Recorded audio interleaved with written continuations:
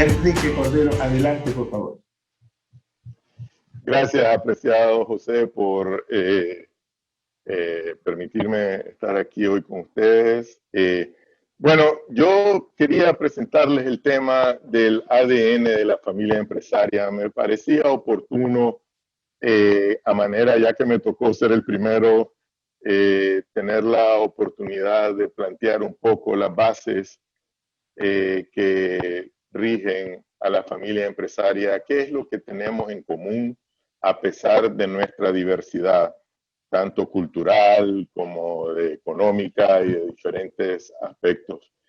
El empresario familiar, ¿verdad?, tiene sus características, como decíamos, muy particulares, pero a la vez comunes, ya que el éxito, como los dilemas de la empresa familiar, tienen las raíces en las mismas características, aunque los síntomas se presentan de manera diferente dependiendo de la etapa en que se encuentra la empresa familiar.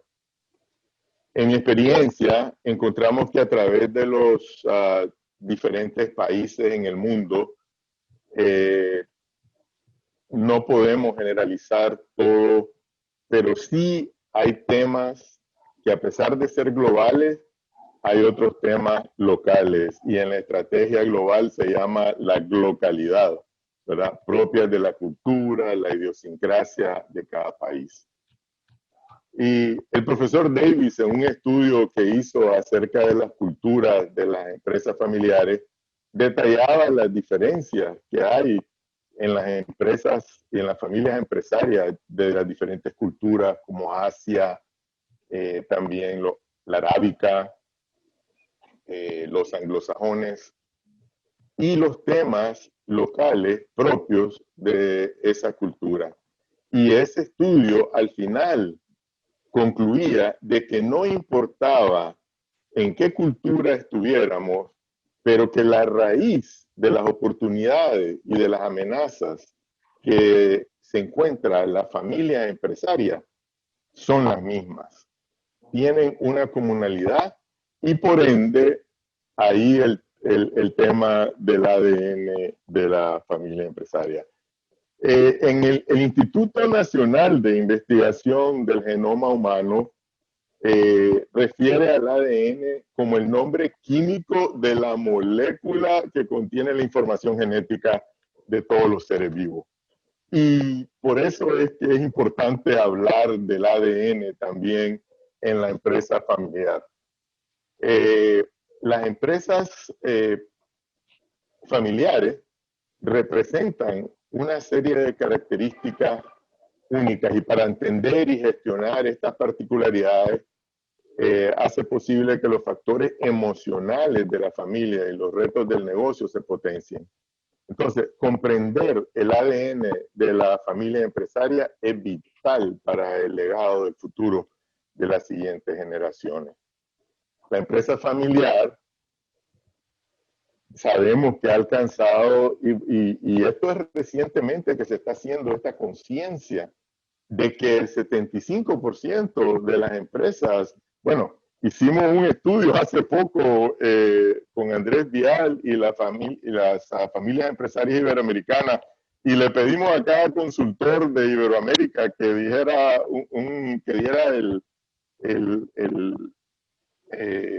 el porcentaje de familias empresarias de cada país, y andaban circulando en el 90-95% de las empresas familiares, 50% del Producto Interno Bruto, y también uno de los grandes generadores del empleo en los diferentes países. Entonces, la importancia macroeconómica que es evidente, y la responsabilidad social que tienen estas empresas para su región, para su familia y para los empleados. ¿Qué hace falta en la empresa familiar para que sean exitosas? ¿Cuáles son esas características que hacen a la familia empresaria exitosa?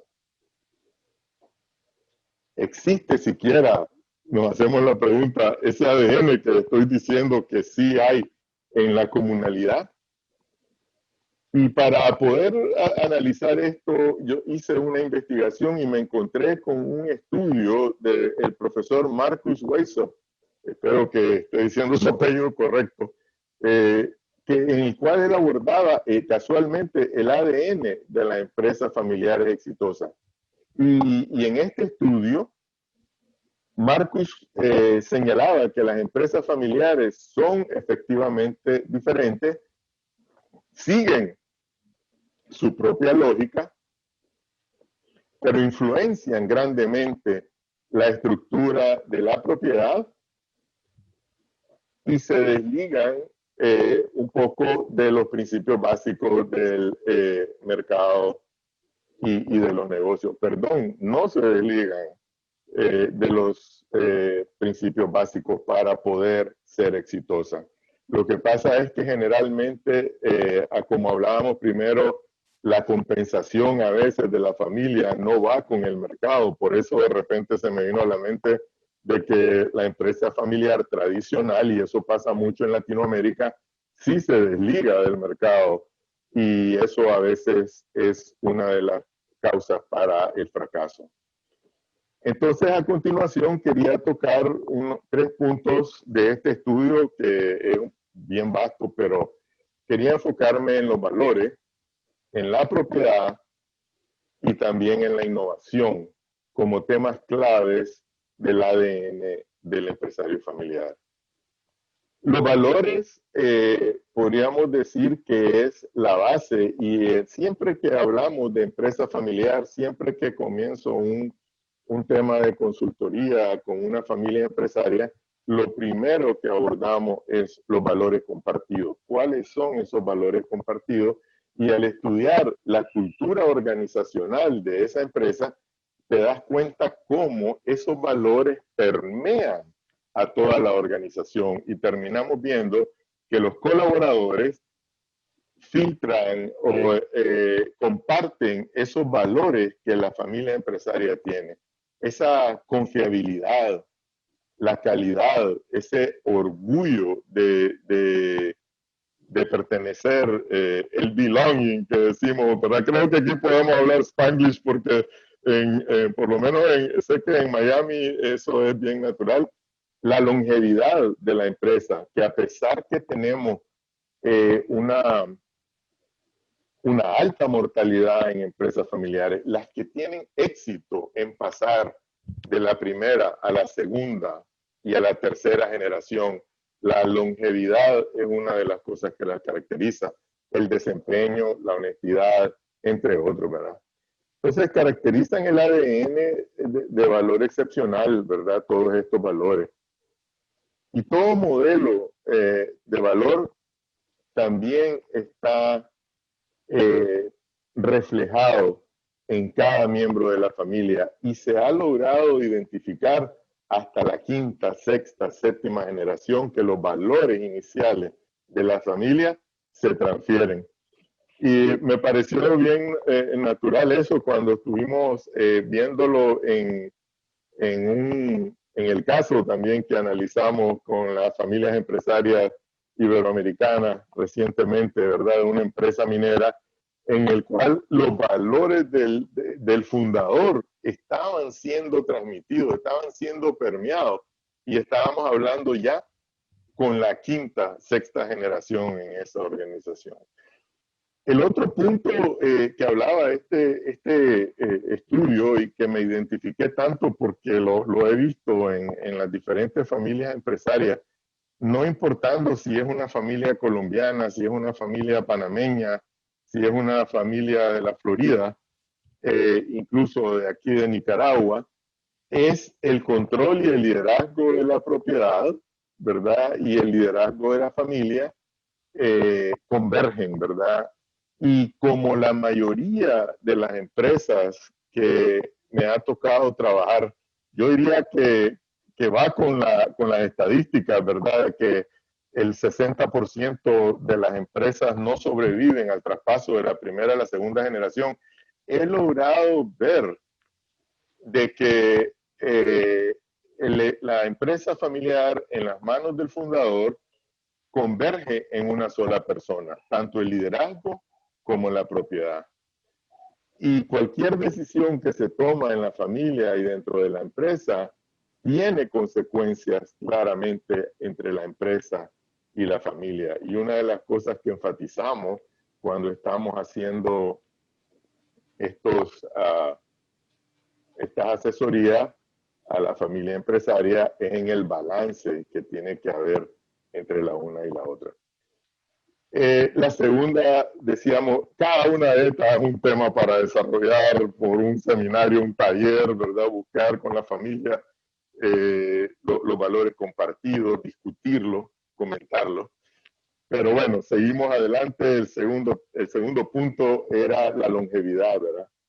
Y si logramos controlar esa emocionalidad de la empresa familiar, si logramos basarnos ante todo entre los valores fundamentales de la familia, lo podríamos lograr el éxito verdadero a través de la longevidad. El tiempo es el único que da la última respuesta. Y entonces eso hace que al decir que la empresa familiar es longeva, también estamos diciendo que la empresa familiar debe de ser sostenible y tener una orientación multigeneracional. Por eso es que todos los temas que se van a ver hoy aquí van orientados a esa longevidad, a esa sostenibilidad y a esa multigeneralización. Y como decía José, ¿verdad? Los milenios son especiales. Y José, si tú crees que los milenios son especiales, espérate a los postmilenios. Tengo una hija de 14 años que me comunico mejor con ella por el chat que por otra manera, ¿verdad? Entonces, hay las generaciones y entender esa generacionalidad es importantísimo para poder lograr esa sostenibilidad en el tiempo. Y el último punto que quiero tocar es la innovación. Todo esto, cuando a mí me encantó el nombre que le puso José al centro, pues porque él lo propuso, este nombre, y nos pareció fantástico, que es las empresas del futuro. Y el futuro, para poder existir en él, tienen que haber dos cosas, ¿verdad? Entender esa generacionalidad y la innovación, porque si no hay generacionalidad, la empresa morirá con el empresario, ¿verdad? Si no logramos incorporar esas otras generaciones, la empresa morirá con el empresario. Y por último, está pues definitivamente que la innovación, no podemos sentarnos en nuestros laureles, la familia empresaria, se ha identificado que para poder trascender en el tiempo debe de transformarse, ¿verdad? Dicen que no son los fuertes los que logran permanecer en el tiempo, sino los que se adaptan a las nuevas circunstancias, ¿verdad? Entonces, el poder innovador es una propiedad del ADN de la empresa familiar y es decisivo para ser exitosos. Y por supuesto que se basa en esa cultura, ¿verdad? Que se transmita con las empresas familiares. Así que los valores, la longevidad y la innovación como tres puntos importantes. Y para todo eso, para poder trascender y para poder ser sostenible, la empresa familiar, y lo que les quiero dejar es, ¿y qué tenemos que hacer para poder ser exitosos y poder potenciar este ADN de la empresa que tenemos como empresarios familiares? Bueno, atacar las principales fuentes de conflicto que tiene la empresa familiar. Se han identificado 4 áreas las cuales la empresa familiar tiene que trabajar, que son buscar una visión compartida. Imagínense ustedes que tienen baby booms, tienen generación X, tienen milenios, tienen postmilenios, generación Z. ¿Cómo buscamos esa visión compartida? Y el concepto de sentarnos a conversar y a platicar sobre eso se vuelve importantísimo. implantar gobiernos corporativos y de familia en la empresa familiar.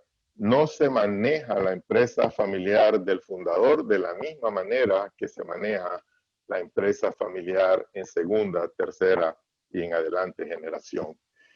Y también tener un plan de sucesión. ¿Cuál es el plan B? Ahora en estos tiempos de incertidumbre, el plan B se vuelve importantísimo, porque los fundadores, querramos o no querramos, nosotros arriba de 60, estamos ya amenazados también por este virus. Y por último, tenemos que entender en qué etapa está nuestra empresa. Estamos en la etapa del fundador, estamos en la etapa de sociedad de hermanos o estamos en etapa de sociedad de consorcio de primos. Así que espero que esta pequeña introducción a este tema les agregue valor y le paso el control a mi amigo José. Bueno, muchísimas gracias, magnífico. Igual dejamos las preguntitas para el final. Excelente, Enrique, un gusto.